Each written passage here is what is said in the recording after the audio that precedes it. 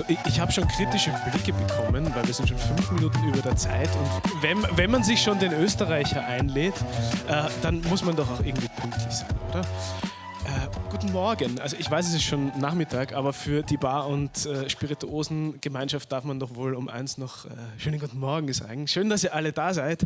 Herzlich willkommen zu Tag 2 des Bar-Symposium in Köln. Herzlich willkommen zur Business Stage. Wir haben ein proppenvolles Programm mit großartigen Vorträgen heute. Und starten dürfen wir mit einem Highlight.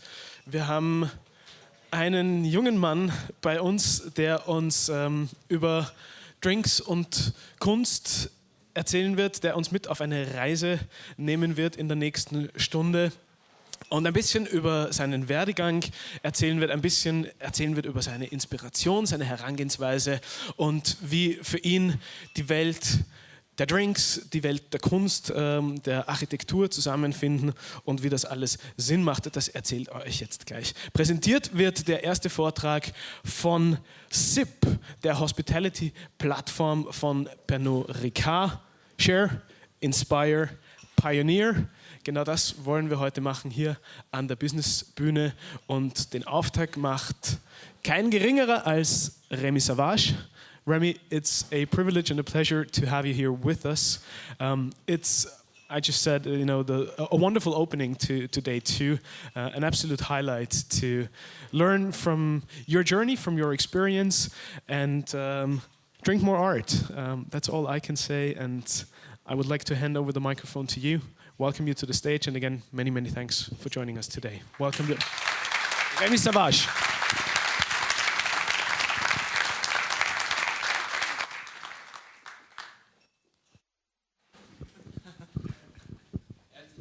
Hi. Good morning. Hi, I'm Remy. Hi. This is fun. Cool. I think that do you think it'd be okay to perhaps put a presentation? Amazing. Merci beaucoup. Okay. Hi. Hi. See you. My name is Remy. I am a bar person. I work in London. I work in Paris. I think that today we're going to. It's funny actually because it's nice to be invited to the business stage because I feel like for the next hour I'm going to talk about how to lose all the money that you can have. So it's fun that they got the least business person to talk about the work we do. But I think that today is nice also. Thank you very much. I feel like it's a very nice. It's very nice that you guys came. So thank you. It's very nice and pleasant. It's cool because I feel like the Cologne Symposium is quite small. So please feel free to ask any question. I apologize in advance for my French accent. The service here, wow, she's good, huh? I'm going to talk a little bit about the work that we do. So we do some work in Paris, we do some work in London, we do some work in Lyon, we do some work in Bordeaux, I think, from next month. But I think that more than anything, I'm going to kind of like embarrassingly talk a bit about myself. So just for a small part, I will tell you what I've done, and I think it's an interesting thing for me to be talking about business because it's only 3 years since I've started my own business, and before I spent my life working for other people. And I guess that what I want to discuss is how how we got to where we got. Cool? Yeah? Make sense? Let's go. Okay. The pressure. All right. Cool. Okay. Have you guys seen this movie? Yeah. Yes, it's good, right? It's good. I think that this is sometimes a social media manager would be like, okay, what is the one advice you'll have for young bartenders? And I feel like, for me, the best advice I ever got or given myself was to actually kind of do what I like to do. So I like this film particularly because I think that people are good at the stuff they want to do. And it's a fundamental difference that at times you're meant to do other things and it doesn't really work. And I particularly... more. I love obviously Billy Elliot, the guy wants to dance. His father wants him to box. He's not a very talented boxer just because he doesn't want to do it. And I think that for me, my background is in philosophy. So I'm 34. I started to work in bars when I was a rather young man just to pay for my philosophy studies. So I studied philosophy for 5 years. I did first in France, and then I went to Oxford in England to just finish this course. And I feel like whenever I learn about bartending, it was very much, okay, things have to be done a certain way. And I find myself to really enjoy serving people, but to actually kind of dislike the way that bars will operate. So for us, we had the chance to kind of like, I guess, mix both things, both serving people and I guess doing a little bit of this philosophy nonsense. So you have to excuse me, there's a lot of complicated words, but I want to talk to you about how we wanted to kind of express ourselves in the workplace. So I worked in a bar from 2012 to 2017 called Little Red Door in Paris. So I don't know if anyone has ever been. Like Coco was barred from there for ordering Gibsons. The cool thing about Little Red Door, there was an absolute lack of bosses. So we could do whatever we wanted to do. And I think that for a certain amount of time, we're just able to like do all of the nonsense that we were happy doing in the place. And I think that this was a big part of the success originally of Little Red Door. It was just that people were doing whatever they wanted to do. So I'm going to talk to you about different menus very briefly. And I think I would like to start with the idea of this first menu we did in 2015 called the evocative menu. And because I come from philosophy, we always started these years with like big fat philosophy questions, right? So this particular menu, the idea was, I guess, do we need words to understand flavor? And I feel like if you imagine all the times that you've been in a bar or a restaurant, there's often a menu, right? The menu often uses words. Is this the best we can do? So for this particular project, what we've done is we actually try to not use words. This is my daughter Zeta. She was conceived for marketing reasons because she's adorable. The cool idea was, as a little bit of a shy person, I feel like cocktail bars can be very scary. I think if you imagine going for the first time, at the Savoy, at the American bar, at the Savoy, everybody's scared, right? You feel like you don't belong. Even if you take your local cocktail bar, you're a little bit shy, you walk past, can I go in, can I not go in? And there was always that relationship with cocktail, especially 10 years ago, where I felt like it was a bit scary, and I feel like to a certain extent, we had the chance to make it a bit, less scary. If you think about your mom going to my bar, she look at the menu and she'd be like, okay, that's mezcal, okay, that's Tepestate mezcal. My mom doesn't know what Aperol is. She doesn't know what cognac is, right? So you have to be somewhat educated in order to, enjoy a drink or order a drink. And first, it was a fun thing to be, okay, bars are kind of scary, menus are too complicated, nobody understands anything, and like words only have this particular power to take you this far. I don't know, if you think of a pineapple, there's like, what does it mean? You're gonna take all of the pineapples you ever had, maybe divide it by the amount of time you had them and be like, okay, it's sweet, it's sour, it's pineapple. But obviously a young pineapple or an old pineapple or from Costa Rica or from La Réunion, they're very different things, right? But there's only one word. So for us was, all right, let's do a little bit of a menu where you don't have to be intelligent, you just have to, because also, I don't know if you saw me yesterday at Subway, but I wasn't particularly intelligent. I don't feel like we need to have this relationship with intelligence when you're in a bar. Usually you want to have fun, usually you want to, flirt, to enjoy, your family, your friends, whatever it may be. And so for us it was very interesting because we just like kind of looked at this and I'm so sorry, I didn't pay for the picture on the right-hand side, as you can tell. Okay, we have two images here. Which one is sweet, which one is sour? Okay, pink is sweet, black is sour. Everybody agrees? Okay, so why is the pink roundy shape sweet? Why is the other one bitter? Sorry? Yeah, because you associate femininity with sweetness. You have a lucky wife. I think that there's a reality that it doesn't really matter why we feel this way, but I feel like if I give you a cocktail menu that doesn't have any words, but I just show you these two images, perhaps you're likely to be, okay, if I want something a bit sweet and a bit more comforting, I'm likely to have the one on the left-hand side. Whereas by opposition, if I want something a bit stronger, more bitter, I'm going to be kind of like going for the one on the left. Is that left? Is that right? Philosophical construct, I wouldn't know.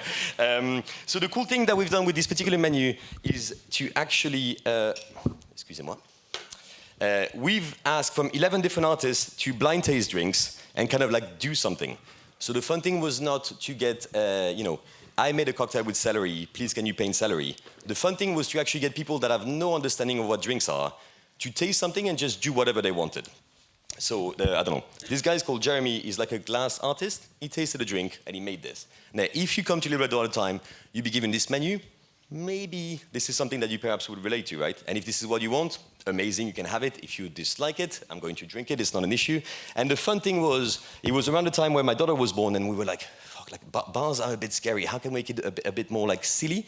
And so, very much like a kid's book, we had this option where if you wanted to play a little like philosophical game, you could. But if you didn't want to, you can just do like you would in a pull-up book, right? So you just be there, okay, amazing, I want to just choose based on art, great. If you don't, that's also great, and you can just kind of like pick your drink on this. Make sense? Is it cool? Okay, good. Good. Good. Obviously, this was in Paris, so there's a lot of nudity, I apologize. But yeah, fun stuff. I think that what changed for us, and it's interesting to put a bit of a business element to this. The Little Red Door was not... Little Red Door was open close to a very good bar called La Candelaria. And when we opened Little Red Door, it was not particularly famous, right? There was nothing to do with it. With this menu, we kind of changed the fact that, like, I guess people were... The bar was always full. The big difference that it made for us is that, like, the bar was fuller, but people were still waiting outside. The only difference is that people will go from ordering one drink to ordering two drinks in the same amount of time. I don't know, if you guys work in bars, you know that most of your business come from Tinder, Grindr, whatever it is. You don't know each other, you need that kind of like break the ice moment. If you have a menu that gives you the opportunity to do so, it kind of changes. So we're like, okay, great. The bar is full, it's working, let's kind of do something else. So then we moved on to a different little philosophical concept, and with this particular menu. Do you guys want me to pass these around? Do you want to see the menus? Is it? No, you are only allowed to steal this menu, okay? This one you can steal. Don't steal the other ones. Yes? Amazing. Parfait. Madame, avec plaisir. So, we're super proud, we're feeling super good, the bar is full, everybody's liking whatever nonsense we're doing. So we started to have a different idea, which was, again, philosophical nonsense. Are we the product of, I don't know, who we are to an extent, or do we do the stuff like, okay, I used to study philosophy. At the time at Little Red Door, I used to work with a girl that used to be a professional dancer and a guy that used to be a cop. And it was very interesting because the both of them would be working in a very different way. And it's an interesting thing to think that like, it doesn't really matter what you do, there's something, you're not going to unlearn what you've learned. And I think that you behave in a way that is always going to reflect whatever you know. So it's a fun idea to say, okay, if I know that I behave based on what I know, was I to learn something new, would it affect the way I behave? Make sense? Kind of? Okay, so the fun idea with this was okay, you guys know this sentence, think outside the box? You have a creative guy that comes in and he's like, okay, we're a bit stuck. What is the box? I don't know, for us was the understanding of like, okay, it's maybe knowledge and experience, so for me to be able to do this, sorry, it's a very big budget presentation, I apologize. What is the box? For me to be able to do this is impossible, right? I'm not going to start behaving like this. But was I to learn something new? Was I to expand the box? Then perhaps I can actually achieve whatever I was trying to achieve. And I think that for a certain degree, we decided to divide the year in two parts. So 6 months, we just studied architecture because we didn't know anything about it, and it's a fun notion. I think that not unlike cocktails, architecture is like sitting between need and art, I guess, to an extent. Like you need somewhere to be warm, but you don't need to have, like, I don't know, at La Sagrada Familia. You don't need to have fancy buildings, but you need to be warm. Nevertheless, we have fancy buildings. So for us, it was, okay, let's learn from architecture. So on the left-hand side, you have a very famous building in Paris. You guys know this building, obviously. Do you know why it looks this way? It's a cool idea that it's a very functionalist building. The Centre Pompidou is a museum of modern art, and Paris is very protected and very fancy. This is a ugly building, like it's impossible. But the idea was, okay, in functionalism, there is that shapes has to follow function, right? So everything has to do with the life of the building, instead of being outside, like instead of being inside, excuse me, is going to be put outside. So for example, the air conditioning is going to ruin the room because it's in there, because the idea of a perfect room is an empty space, so you just put everything out. The fun thing is then, okay, if you call the plumber and say, I have a leak on the floor number 32, he wouldn't know what to do because there's 1,000 cables and stuff. So they just decided to color code whatever had to do with the life of it. Now, we made a drink out of it, which had 3 ingredients. It was tequila, hops, and citrus. And then we decided to, whatever was inside, to put again outside and to again color-code it, because it kind of made sense. Yeah, menu stuff. Okay, 2017, we finished at Little Red Door, and we all moved to London at the Artesian, which is a hotel bar in London. Have you been to the Artesian? Is anyone old like me, or? Good, okay. When I was young, the Artesian was like the coolest bar in the world, right? You had this thing, the idea of like redefining, like, I don't know, 5-star luxury places. And the fun thing was, it was very visual, very big. You go there and you have like, I don't know, I remember having the first drink, maybe it was like a banana daiquiri with like caviar, but there was also an iPad involved and there was some lights. And I remember Simone was talking to me and he kind of like unlocked like a light bulb, and then the light bulb was my drink, and I was like, what the fuck is happening? It's so good. And we arrived like little French people trying to kind of like not only keep the I guess our ideas, but also to make the bar famous again. Whenever the Artesian, in 2015, the Artesian like lost Alex and Simone, and then there was a little bit of a decline in revenue. So obviously the hotel manager is going to call us and say, okay, please can you make the bar popular again? And the issue that we faced was, I didn't really want to do the big box and stuff because I don't really know how to do it. And I think if we go back to the first conversation, like you're only good at what you want to do. So we had this a little bit of a trouble where we tried to introduce our kind of like thought process in within this structure, but make sure that the people were happy. And the people are the guests. I guess some customers, if you work in a 5-star hotel, they just want what they want. But also the hotel manager, that would be, okay, it's £25 for a drink. People want their money's worth. And I think that what he meant for them to have their money's worth would be this kind of drink. So we took the idea of determinism that we discussed perhaps in terms of, you guys know what determinism means? Am I talking a lot? Okay. Okay. Determinism is the idea that, I don't know, me and Anna, how are you? Me and Anna are very different. I come from France, you come from Germany, right? The idea is that actually everybody is born equal and exactly the same, but all of the micro little elements of your life are going to define the person you are, right? It's originally, Aristotle would say that, okay, if you look at a star and it was there yesterday, it's here today, it's likely to be there tomorrow. If I come from a very, I don't know, wealthy environment where all my families are lawyers, perhaps I'm going to have an interest in law, right? But if I come from a different environment, I'm going to end up being this way. Well, this idea that we usually have for people, it was fun to apply to drinks. So usually in French, we like to say terroir a lot because it means that we can sell wine a bit more expensive. The idea of terroir now applied to everything. So this particular drink was a gimlet, which is identical actually. It was Plymouth gin, lime. Right? The only difference in this drink was that we sourced 3 different limes, so the botanical entity was identical. The only thing that changed was wherever the lime come from. And if you have a lime from Germany, you guys have limes? It's in a competition over there for if you have a lime from, for example, the one on the left-hand side is from the Mediterranean region. So I guess it was either the south of Italy or like the Lebanon for a while. Middle one is going to be Southeast Asia. The green one is going to be the limes that we all know from Latin America. Now, this drink was exactly the same. The 3 times, the pH was identical, the bricks was identical. It was the same drink. Nevertheless, the terroir of lime actually expressed itself this way. So that was kind of fun because it allowed us to do this particular project, which is one of my favorite, and it's a colossal failure on my part, but I'm going to tell you about it anyway. Do you guys know metaphysics? You know physics? Okay, physics is the law and regulation of nature. So if I drop this menu, it's likely to fall, right? Okay, so gravity is physics. Now, meta means above, so you'd be like, okay, why does it fall?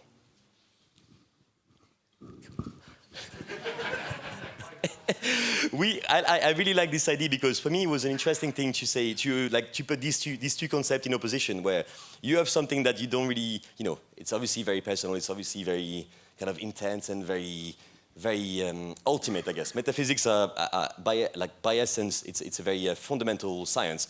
You oppose this to the idea of statistics. Statistics is going to find truth in consensus. So it doesn't mean that like there's 100 of us and it's like, okay, who's the most handsome guy here, me or Maxime? If 60% of you say me, statistically, I'm the most handsome. It doesn't mean I'm objectively the more handsome. It doesn't mean I'm essentially the more handsome. But it just means that you guys have agreed, right? This particular idea was fun because we have... okay, Anna, how are you? You good? You and I are different, right? We discussed this. So if you were to say, okay, you had we're different, but we probably have things in common. Let's say that maybe we had like a first day at school.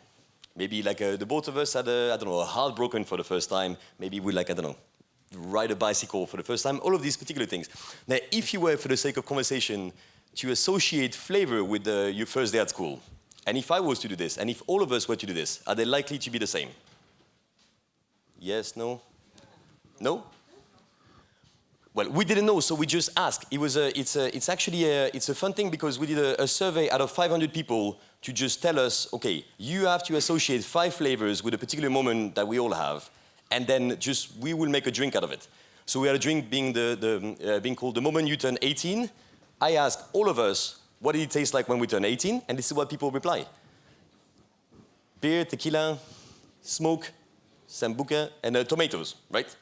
It doesn't matter whether I think that turning 18 tastes like tomatoes. Factually, 500 people have said that it does. Which means that if I was to create this specific experience, that would be particularly, personal. That thing of like, okay, you guys have seen, I don't know, Chef's Table, and you have the guys like, I was hiding, my grandmother was making tortellinis, which is why the guy at table 47 is having tortellini, and it's about me. Well, I feel like, obviously, this doesn't work.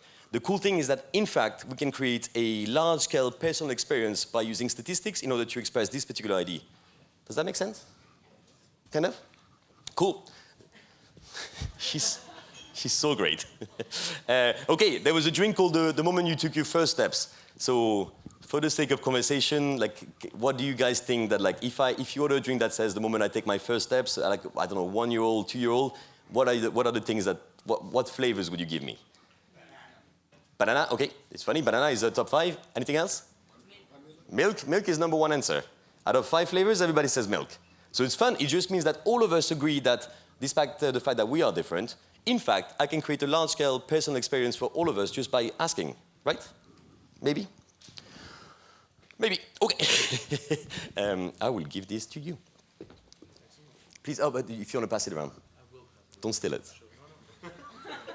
Okay. This one is yours, okay. Okay, good. Amazing. This was a fun thing because we were like a year and a half in the Artesian, and we were kind of, whenever I started a job there, I said that I would only be there for 2 years because hotels are horrible. And I'm joking, no, they're great. But again, the cool thing was, okay, I said that by the time I would leave the Artesian, it would be a fun thing to be able to redefine what the Artesian was. And I don't mean only from like a cool bartender perspective, but perhaps from a business perspective where the action could actually restart by like kind of redefining itself in opposition to what it was. And I always said that, okay, by the time I leave, we're going to have a menu where there's no garnishes, there's only 2 ingredients, it's going to be great, and the bar is going to be full. And, my boss, Bob, will call me and say, well done, we are getting the awards, we're getting the fame, that's amazing. We decided to look into the idea of minimalism. And I think that it was the fun thing because usually if you study history of art, it's a good idea to think that like there's always something before and there's often something after, hopefully, right? So things exist because of what happened before and what is, I guess, not because of what's going to happen, but things are going to happen. And the fun thing was the minimalism is a art movement that is very well defined. I think that today we think of minimalism, if you follow like hashtag minimalism on Instagram, it's usually like a really hot guy with dreadlocks in a van. It's not really it. The idea of minimalism came after abstract expressionism. You guys know abstract expressionism a little bit? Expressionism means that as the artist, I talk about myself. This is me, right? I express myself through like, I don't know, in this particular instance, it's non-figurative emotions I'm trying to give out. Well, I felt like perhaps in bartending, we were in that stage of abstract expressionism in the sense that we would talk about ourselves. You come to my bar and I would say, okay, I am French, so here's a shot of Chartreuse, okay? And you're going to like it because I'm French, right? The fun thing was, at the time, I think it was just about to finish, but have you guys seen cocktail competitions? You guys been to cocktail competitions? Yeah? Have you been to a cocktail competition where nobody talks about their grandparents? I did that thing. Have you guys seen the Drinks Master on Netflix? Lockdown, me and my business partner from Paris, we sat down, and every time someone mentioned their grandmother, we had to have a shot. The drunkest people in Paris. It was a fun thing because we'll have this thing of like, okay, well, I'm making this because it relates to what I think and what I am and whatever. I'm fundamentally convinced that, again, the guy at table 44 doesn't care about, I don't know, Remy, Coco, Max, Anna. It doesn't really matter. He just wants to have a drink. we kind of decided to take this particular approach to let's remove ourselves as much as we can. Let's also kind of force ourselves to make drinks which will be like as simple as they can be. This is a very cool quote because I think it's a fun one that we can all relate to. Sometimes you make stuff that is nice and you don't really work for it, and sometimes you work super hard and what you produce is like not good enough. It's not because you worked hard that it becomes good. It's not because you grow that on basil that is going to make a better drink, right? It's not because your grandmother gave you a lemon or a deadbed that is going to make a better amaretto sour. And I think that this is a very interesting thing that you just have to let go and just focus on whatever you're producing.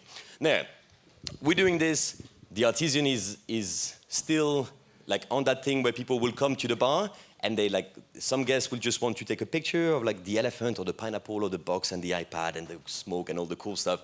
But we didn't really do this in the previous one. The menu I was talking about metaphysics and statistics, for me, it's one of my favorite pieces of work, but nobody cared about it. And I think that, I don't know, you can surely relate that if you're doing something that you think is amazing, it doesn't mean that people are going to react to it, right? And I would be there to talk for 45 seconds to, I don't know, Mr. Smith from room 104, and he's like, I order a Peroni. Like, stop talking to me about philosophy. Nobody understands what you're talking about. Nobody cares. And with this one, it was fun because it was a nice business-wise kind of like understanding curve of I need to give people what they want in order to do what I want to do.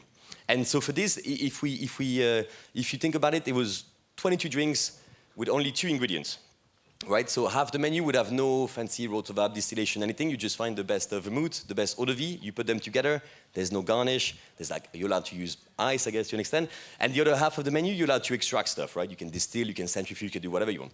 But how can we still get this like very artisan-y moment where the guests will come in, take a little Instagram boomerang, and then go back to their room or whatever? And it was a cool one because we came up with this little idea where how can I actually materialize whatever it is I'm trying to express? How can I make it so obvious that they don't have to think about it? So we had this thing where this is the menu at the Artisan for the minimalistic menu, and the idea was, okay, minimalism is like less is more, right?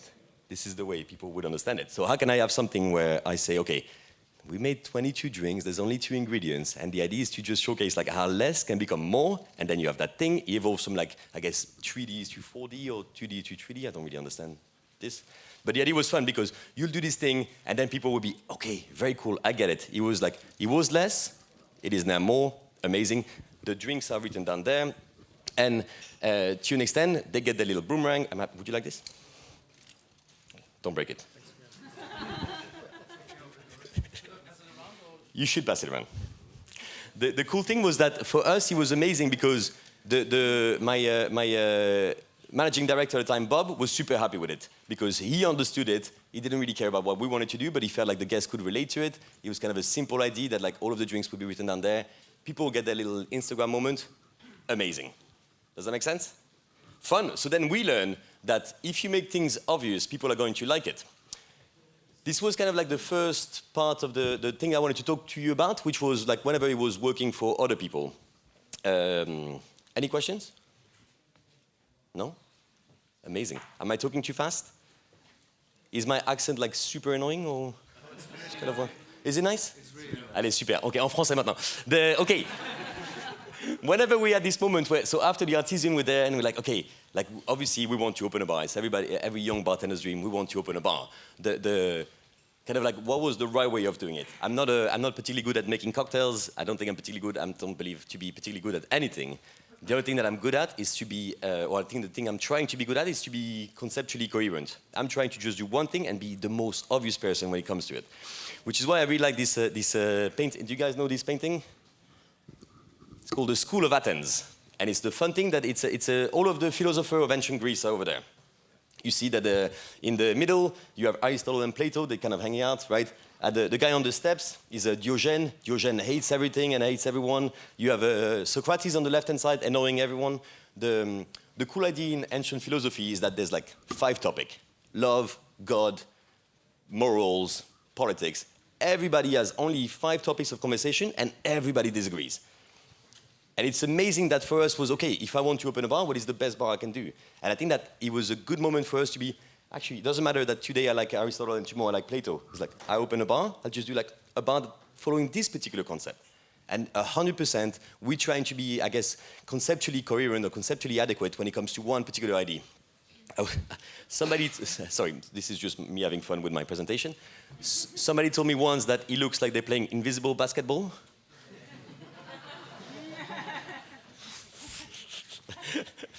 Okay, shapes.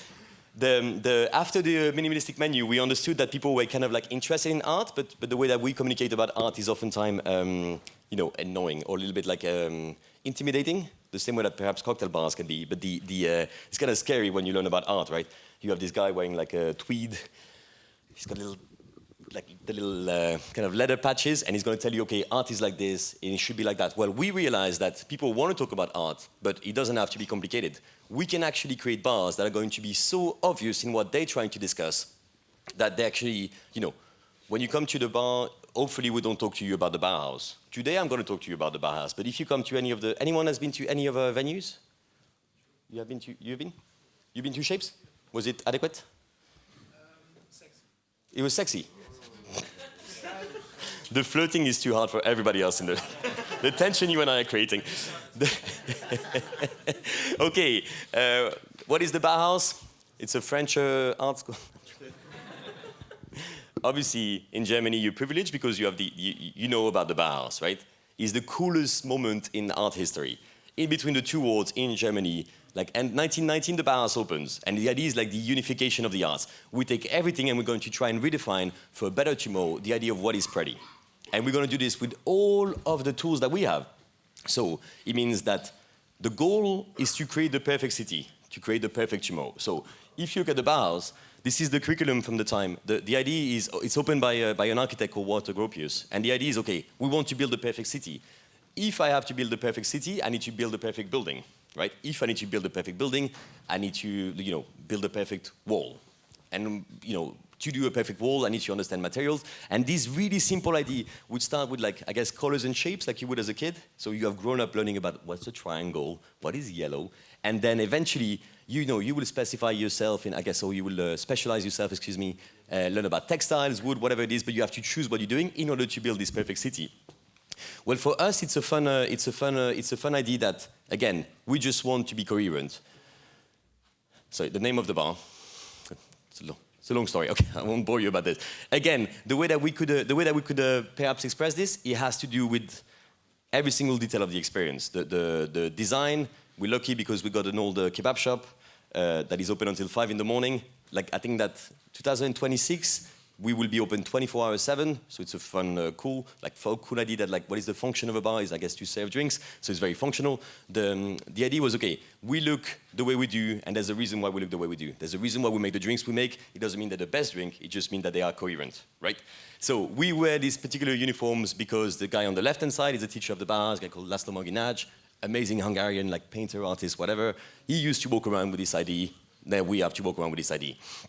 We get to, for the first time, design a bar, and if you I'll talk about the Artisan. If you guys have been to the Artisan, it's kind of like a weird thing when you work in a place that is not yours, where the design is very, maybe the design doesn't agree with what you want to do. The Artisan is like a chinoiserie. There's a bit of purple. There's chess table. Nobody really understands. Let's say I don't know. The Savoy is Art Deco, right? But if I want to do an Art Nouveau bar in the Savoy, it doesn't work. So you always have to match. Well, for the first time, we could actually design the entire place. So on the left-hand side, this is the process of the bars that we wanted to express. But you have a classroom, you have a workshop, and you have a showroom. In the classroom, you're going to come up with ideas. In the workshop, you're going to turn your ideas into prototypes, And to an extent, in the showroom, you're going to just serve whatever you made in terms of prototype. So there's this particular journey. It's a bar full of freezers. There's only 20 bottles at Shapes. All of the bottles are blind tasted. So, I don't know, what's your favorite gin? Coco. Oh, no.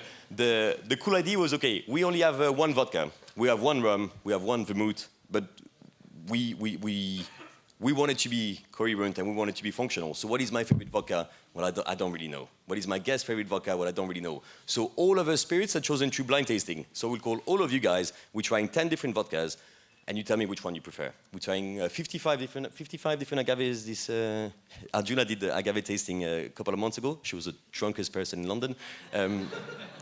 You just taste whichever one you think wins. Now it's annoying because it means that I don't get to have a lot of money from brands for this particular reason. But it does mean that what I'm serving is in fact functional. Excuse me.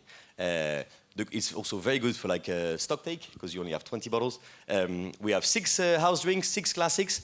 We have 1 beer, 1 red wine, 1 white wine, 1 champagne, and that's it. That's it. Pretty strong. It does mean that we Shapes last month for the first time did 1,000 drink a night. It's a small bar.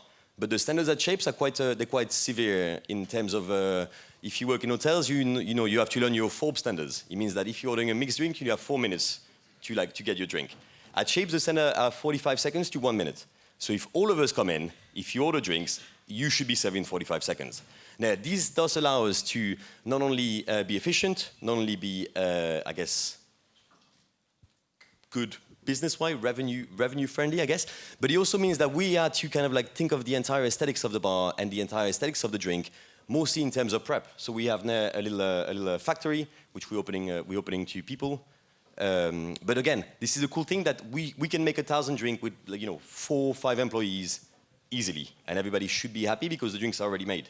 It's not like, okay, I mismeasured my 50 mils and my 7.5 to go in my old-fashioned was off. It's like, it's never off. Shapes cannot be off. It doesn't mean it's the best bar, it just means that it's, I guess, adequate in that sense. Freezers. For 80 people there, there's 12 double freezers, which means that temperature is obviously at the essence, and it also means that it is forever stable, very consistent. Ice. Stuff. Again, in order to be coherent, because we're talking about the Bauhaus as an art school, we've now launched like an exchange student program, so you can come and study for 3 months with us. This is the bar. The apartment upstairs is my apartment, so if you come to Shapes and have a broom, you can hit, and I usually come down.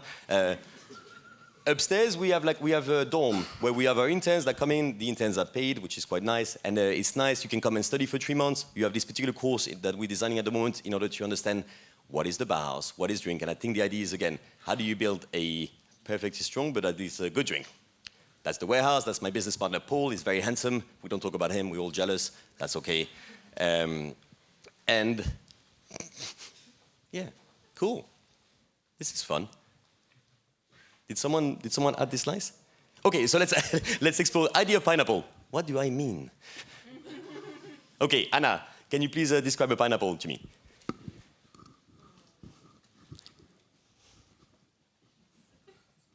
Sweet, okay. What? Exotic, okay. Anything else? So it's sweet and exotic. Okay, not unlike me, perfect. Can you describe a mango to me? Sweet and exotic. Okay. Passion fruit, it's a bit more like sour maybe? Sour. More sour, okay. But a pineapple can be sour as well, right? Yeah. Okay. What about like a raspberry?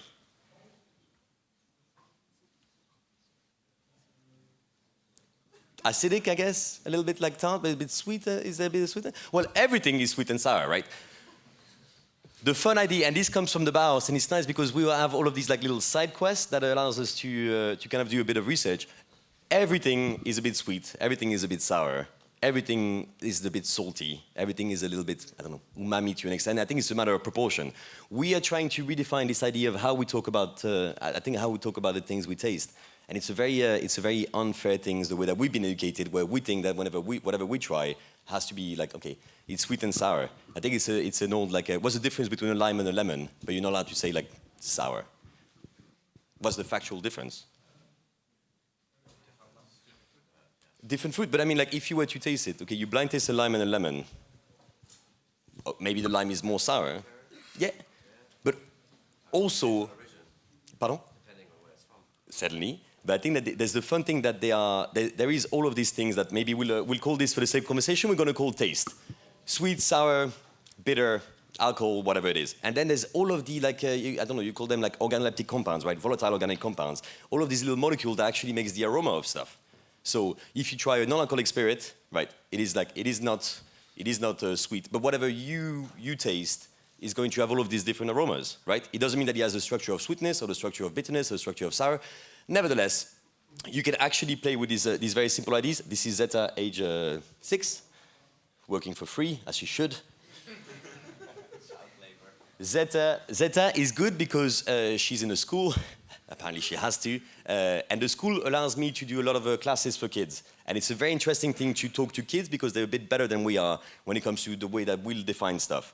So if you tell a 5-year-old, okay, describe a pineapple, for sure they're going to say sweet, for sure they're going to say sour, but then they're going to be like whatever, vanilla, cheese, it doesn't really matter. Philadelphia cheese, one of the friends said. And I think it's not completely inaccurate to make this separation between, okay, what we taste, bitter, sweet, sour, and perhaps all this like retro-olfactive, whatever it is, aroma stuff. And I think that whenever we make drinks in the bars, we very much have this structure where there is taste, as in like make a classic daiquiri, it's going to be balanced, but a daiquiri is sweet, sour, strong, water, whatever. Also, it is vanilla, it is lilac, it is all of these little different aromas, and it's a very fun thing to work on this idea, especially in the context of Bauhaus. Anyway, that was a little segue. Bar Nouveau. God.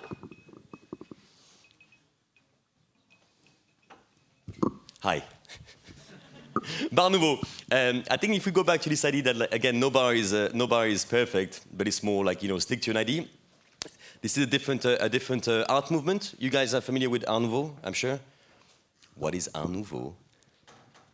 Art Nouveau is this kind of stuff, right? Art Nouveau is after the Industrial Revolution. Everybody's upset because you have cars, you have buildings, and suddenly like people feel like nature is being taken away from them. So we'll try and reintroduce nature with the tools of the Industrial Revolution and make these kind of things, right? So people are less sad. Well, for us, it was an interesting idea that, okay, if we open a bar based on this, what would it mean? It actually means that we have to follow all these codes. There's no angle in nature. Everything has to be nature-inspired. Anyone has been to Bar Nouveau? No? Nobody. You tried? Was it closed? I think you're barred. It was only closed for you. The cool idea, Bar Nouveau is 60 meters square, so it's like 12 skinny people in there. It's a cool idea because we try to follow this nonsense. I think the idea that Art Nouveau will try desperately to reintroduce nature for us to feel adequate and for us to feel at home is a very cool notion. Now, if we look at what Art Nouveau was, and you know that in fact Art Nouveau, okay, is art a solution to problems? Probably, right? We do stuff, we want to express ourselves to kind of fix issues that we may have. If we feel depression because nature is taking away from us and our solution is to reintroduce nature, this happened during the revolution, the Industrial Revolution. Like, are we not undergoing another revolution? And perhaps this one is not industrial, but it's maybe technological. I'm 33 years old, I didn't have a computer. My daughter is on Duolingo, she can play chess, she can order Uber Eats, she does all this stuff. We are now exposed to technology. If we now are depossessed to nature through the medium of technology, there is going to be the need to reintroduce nature. And I think that for us, it was a very fun idea because this is the drink that you had, by the way. Bar Nouveau is really simple. Upstairs is there's no main ingredient, very simple stuff. The kind of the drinks that you have. It's verjus, it's cognac, it's sugar from grape and water, the easiest drink in the world. Now, this is downstairs, and it's a fun idea that, for me, this is very much, upstairs is after the Industrial Revolution, downstairs is after the technological revolution. But in essence, it's the same concept, right? We reintroduced nature 100 years ago this way. How would we reintroduce nature today? I think it looks like this. So it's a fun thing because it means that we have the kind of drink on the left-hand side upstairs. It's the same drink downstairs. The only thing that changes is that we are growing plants downstairs. So it means that we have these like horticultural lights, which means that it's got like this weird UV thing. So the same menu, when you take it down, then it's actually going to show you whatever you see on the right. So the same menu you take down, it's kind of cool. Same drinks, they're more expensive downstairs from €1. Because, you know, this is the business stage after all. But it's a very cool idea because upstairs, as I said, there's no main ingredients, right? It's very much, okay, we put martel, we put verjus, we put water, we put sugar, and it works. Is this how loud I am? Downstairs, the same drink actually kind of changes. Well, we'll distill grapes, will distill vine leaves. It's the same ingredients, but they undergo this particular, I guess, technological moment, which is fun. Cool. Okay, one more bar, and then I swear I'm done. Everything okay? Yes. Everyone okay? Oh, amazing. Abstract. What is abstract art? How fun is this bar show, by the way? Abstract art. Do we know what is abstract art, kind of? A little bit? Pardon? Yeah, fair enough. I think that it was certainly a big rupture, and I think if you look at this, like non-figurative art, okay, the dog, this is meant to be a picture of a dog. Sure. For the first time, you can do whatever you want, and it just means whatever you want it to mean. And I think there was an interesting thing. I'm not particularly qualified when it comes to talking about art, but I'm getting to the point where I feel comfortable talking about art history a little bit. There was a very interesting moment in art history where non-figurative art, for the first time, would actually make its way to museum. And it was a big thing that if you take your grandmother to an abstract museum or like a modern art museum, she'd be like, I can't do this, right? It's what we all say. I can't do that. It's like a white painting with a white square inside the white painting. It's like, well, maybe your grandmother didn't do it, but also there was this moment of, okay, we now need to express ourselves. We now need to use the codes of regular art, right? If you think about usually an art piece, it's usually in a frame. If you think about a museum, right? La Joconde, famous French painting. Everything is French today. You have a frame for it, right? If you think of all of the paintings, I was talking about Caspar David Friedrich yesterday for some reason. There's like, very tiny painting, very big frame. In art, usually you have to structure whatever you put in. Well, the abstract artists at the time actually use this medium of the frame. They will do that white square on a white square and put a massive wooden golden frame like you would have in, like, I don't know, La Renaissance and all of this famous stuff. And for them, it was a cool way to not only exist in a museum, but also to justify themselves. They belong to art because they put their art in a frame. Well, this is what we wanted to do. This is what I wanted to do. The problem is that it didn't really work. So I had to find myself a frame. And the frame that we chosen was the frame of a classic bistro, which is kind of cool. Bistro is a Russian word. I don't know if you knew that. Bistro is a Russian word for fast. During the year.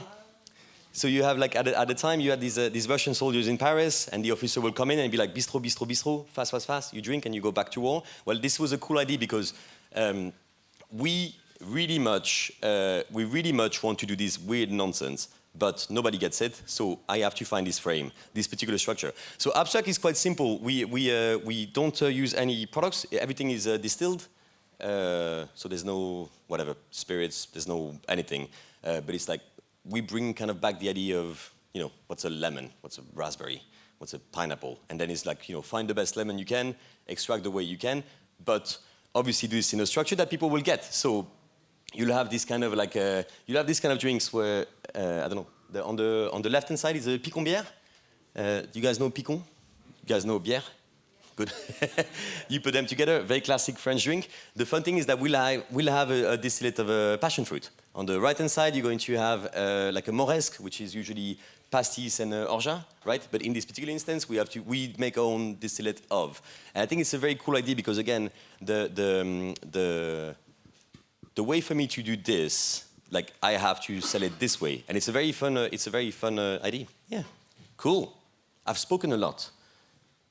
Is everyone okay? Can I still go on? Okay, I need to open more bars. Okay, in Germany.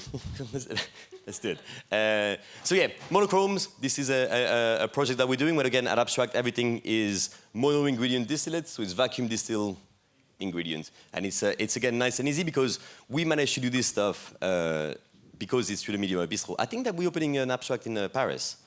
Are we opening an Abstract in Paris? Are we opening an Abstract in Cologne? Cool. Okay. Everyone okay? I've spoken a lot. I want to say merci. This means Dankeschön. Thank you very much for listening. Sorry, I spoke.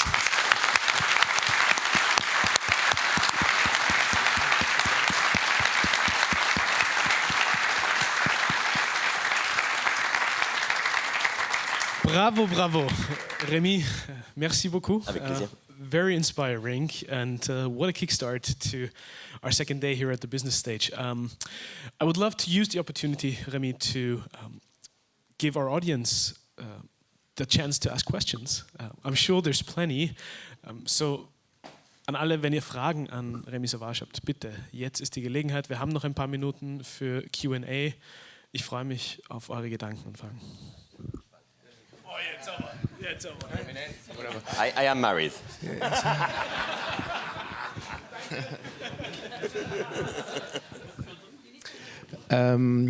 Thanks for your creative mind and for all the passion you put in your bars. I would like to know how many months or maybe years you always in planning something new in advance. Like how does those ideas came up and how much time you put in the structure in every bar you do? And does your head sometimes stop or is it not possible? Thank you. The fun thing is that now I have the easiest job in the world. I open bar based on different art movements. Okay, so I just need to find a new art movement, and the answer is already there. We're talking. I want to open a bar based on futurism in Milan. The job is already done. I just have to study art and then just kind of do it. So it's quite easy. I think you came to that point of confidence. It's a very new job we have, no? Or I don't know. My father used to work behind a bar. The relationship that he had with his job is very different than the relationship I would mine, even though it's the same job. And I think it's a cool thing that like it might take 15 years to feel confident enough to say, I'll open a Bauhaus bar. But I think that whenever it does open, it's like it's already done. So all of the work there is done. I'm basically retired. Good on you. I would love to add, if that's okay. So in every bar you have like bar manager and creative minds, and those guys kind of fulfill the drinks menu. So it's not only your work. So it's 100% not my work. I'm very lucky because I have nice business partners that do the business part. That should probably be on stage today more than I am. But it's a nice thing to like, I guess the same way that like, in a relationship like we're about to have. What are, like, you know, you set the very clear rules. You will look after the legal department. You will look after the design department. You will look after this and this. And I think that for all of our projects, like we have people that, you know, myself included, like we just do specific things. But then it doesn't mean that you do it by yourself. But it's true that I'm still a little bit selfish enough that like I have to approve drinks. And usually I make drinks, right? But my business partner make the schedule. I don't tell him how to make the schedule and he doesn't tell me how to make drinks. Right, and then obviously now at Shapes there's almost 20 of us. So I don't know. Maria has been with us from day one. She will make some drinks, right? And I think that we work collaboratively, but obviously it's not a one-man project. Like yeah, it wouldn't work at all. Thank you very much. Thank you. Hey. Oh, hi. Hi, Remy. How you doing? I was wondering if there ever was, and if so, if you have an example of something that you were madly in love with conceptually and artistically, but didn't make any sense and didn't work financially, and you had to scrap it. After we did the first menu at Little Red Door, it was quite a fun thing because the bosses were very happy, right? Like whenever they were around, and it was a cool thing that I felt I could do whatever I wanted, and my idea was okay. We remove all of the bottles and we just become like I had this very romantic idea that like the bars I enjoy the most, like they only serve one purpose. I would go to the Connaught and have a martini, right? Or I would go to Harry's New York bar and have a Bloody Mary. And I would go to these places. I was like, okay, Little Red Dog can become one of these places where we just make one cocktail. You only do one thing. You have an alcoholic version of it, a non-alcoholic version of it, and it's that one drink. Remove everything, you make one drink. And the bar will be full because we make that one drink, but we make it perfectly. The same way that, I don't know, if you go to Harry's in Venice, right? Like you're going to have a carpaccio. You're not going to mess about. It's where the carpaccio comes from, and it becomes exciting.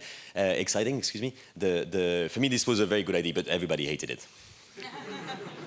Yeah. Probably a good call actually.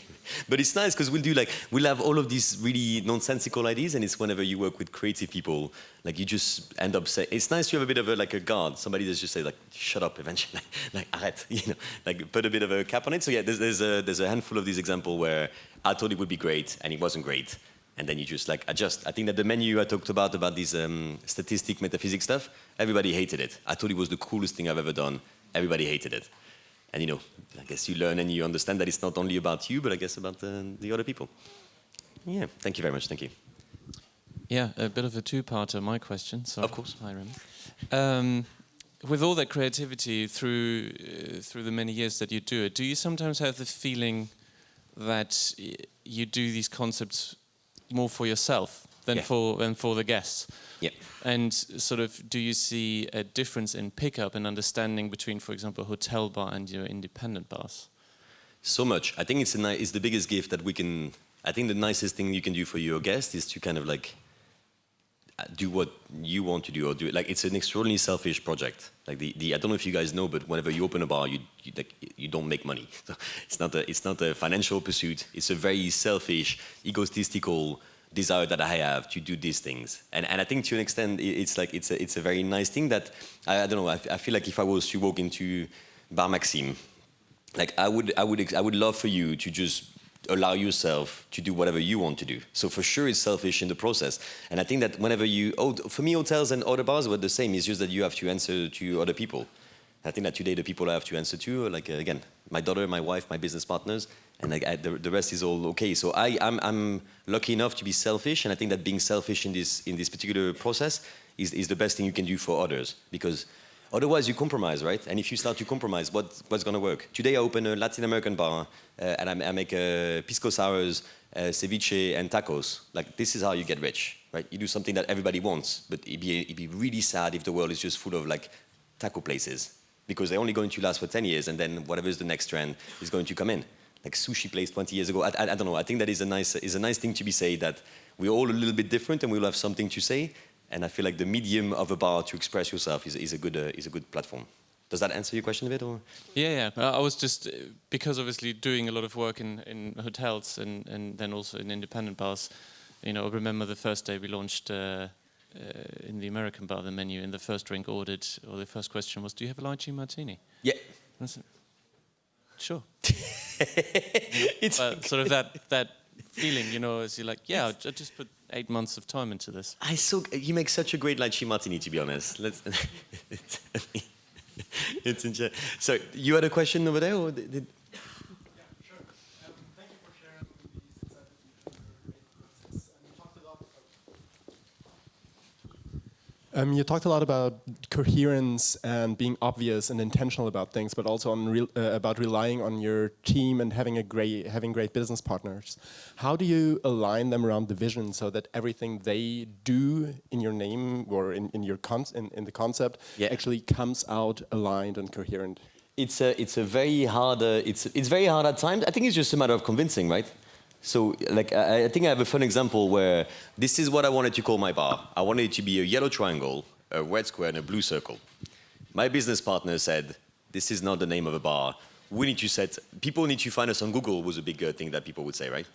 We need to set up a company business. And I think that I managed to convince them, because I looked into, I justified it so, like, it's good work on my part. I forced them to have it because it was coherent and it worked. And I think that instead of saying, okay, these are the limitations of, we cannot call the bar this way, let's call it a club bar house, let's call it a bar house garage, whatever we discuss. It's actually, okay, I started to talk with Google in order to have emojis as a way to like quantify or qualify a business. So if you put your emojis within the Google map, after our conversation, it actually worked. So it was more like you just have to like kind of, I guess, do the work and justify the way that it's going to work. But for us, it'd be so annoying to have the Bauhaus wanted to be international, right? It was not a German art movement. It was full of 600 people that disagree, but they had this intention to kind of like take the world in terms of beauty. And I think that for us to have this in English wouldn't make any sense. To have it in German wouldn't make any sense. To have it in, I don't know if you read Cyrillic, but like, if you go to Russia, I mean, don't go to Russia.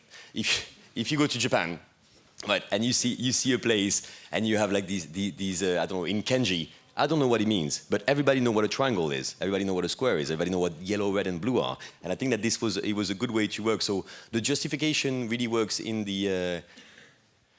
I don't know, it's like everything, right? If you surround yourself with the right people, they will listen to you when they should, and they will tell you to shut up when you should shut up. And I think it's very much, I don't know, I'm certainly lucky to be working with people that are supportive, but also like, yeah. Does that answer your question? Not really, because this again was something that you did when you entered talks with Google about, well, allowing emojis as a business name. How do you rein in those 20 people working for you to be aligned on the vision? Not the thing that you do, that this is consistent, is obviously more, well, easier than having 20 people do the same thing and follow the same vision. I think it's nice that we attract people that are not, we don't really attract bartenders anymore to work with us. I think that we, like, it's obviously a job where everybody studied art. Like, we attract a lot of art people. Or people that don't, it's not, if you want to like shake stuff, Shapes is not the bar for you, right? It's not the bar where you're going to develop your skills as a bartender. You know, go to Satan's, brilliant bar, classic drinks, and you're going to develop your skills as a bartender. But for me, it's a very interesting thing that Satan's is one of my favorite bars in the world. They have a book on round building, right? The idea is to be able to deliver drinks efficiently. Well, I have a factory that produces drink efficiently, so I don't need to round build. And I think it's more to understand the kind of like, you attract people that you want to attract. What was the, somebody told me this the other day, is like, do you know when you meet someone and you're like, am I attracted to this person? It's likely that the person you're attracted to is also attracted to you. And it's this weird thing that people just kind of like, I guess, match to an extent. And I feel like with the people that we collaborate with, it's just kind of same worky people that want to do whatever we want to do. And it's a fun thing to be able to make delicious drinks, but you not have to talk about bartending, because bartending is like ultra boring. I don't know if you guys know, but it's like, it's not that cool. But it's amazing to serve people. It's amazing to talk about all of these cool things. Thank you. So, eine Frage war noch ganz hier drüben.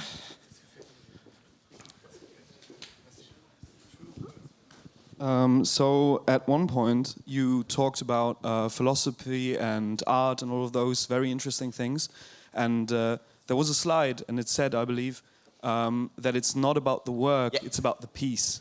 I wanted to ask you, in kind of the sense of one of your countrymen, you might recognize Latour in that argument. If the work isn't the point and the piece is, what is the difference between the cocktail that a guest is drinking and every other throwaway good that you can buy off the rack? Nobody thinks about where it's coming from. Nobody thinks about what the point of it really is. And how is that not just commodifying that drink as any other basically random good? This is like, you're way too clever for me. Sorry. I think so. What we're having a conversation about how to identify beauty, right? Is what you're saying. Like, do people know? Like, is this what you're saying to an extent, right? If you're exposed to beauty, this is a Donald Judd quote, right? His fundamental belief was, I will make an empty room and have one piece of wood, but the piece of wood has to be so good. Okay, some brands will like kind of like design themselves to IKEA. Why does everything in IKEA shop looks amazing, but you take it home and it's like, this is shit? It's because they surround themselves, and there's this like overstimulation of senses, right? Everything works because there's a lot of things. The same way you go to like an antique shop, everything is great in there because it's all a mess and it's brilliant.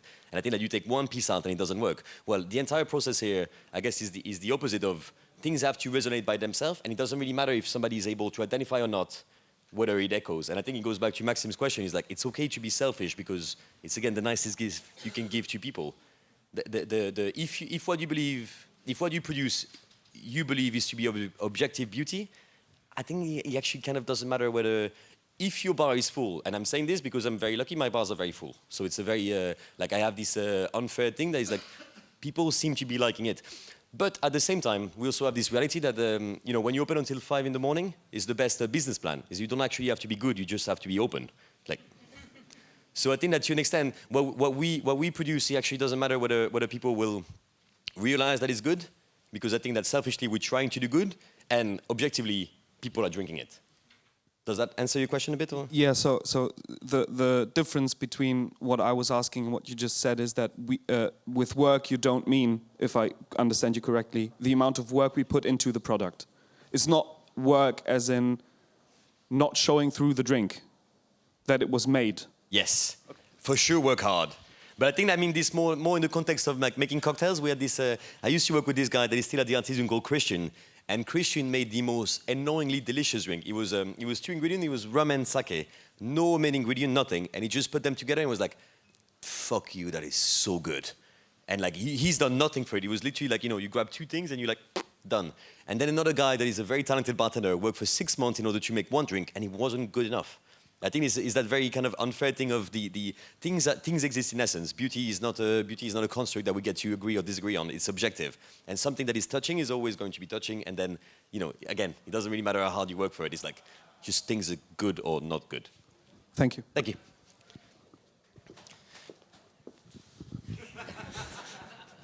Any more questions?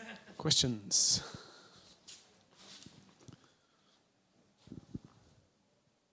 Okay.